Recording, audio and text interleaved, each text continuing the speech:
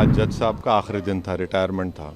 आज उन्होंने जो फैसला लिया है वो तो पूरे केस को डिसाइड कर दिया उन्होंने। 30 साल के बाद आप ये काम की इजाज़त दे रहे हैं, तो उनका तो एक काम था कि आप उनको 30 दिन का टाइम देते अपील के लिए। आप कहते हैं कि 7 दिन में पूरा निकाल दो। ये सरासर गलत फैसला है। आज जज साहब का आखिरी दिन था, रिटायरमेंट था।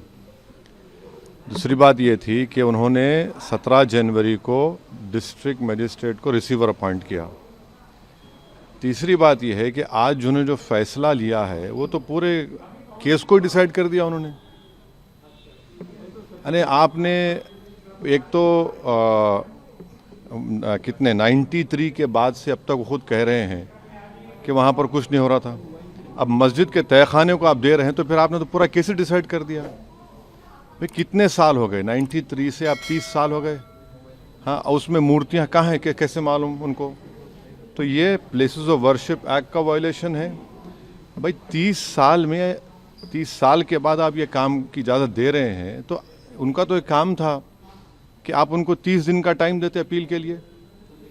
आप कहते हैं कि 7 दिन में पूरा निकाल दो, ग्रिल्स निकाल दो और आप इजाज़त दे दिए। तो ये सरासर गलत फैसला है।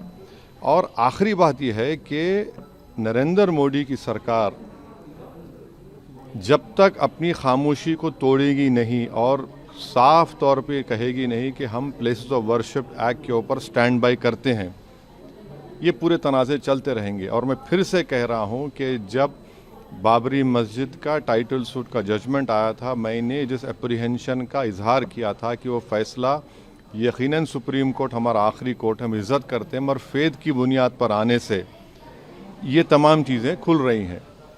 और उस सुप्रीम कोर्ट के फैसले में प्लेसेस ऑफ वर्शिप एक्ट को बेसिक स्ट्रक्चर का हिस्सा करार दिया गया था। तो फिर ये लोअर कोर्ट सुन क्यों नहीं रहे हैं और केंद्र सरकार क्यों नहीं बोल रही है?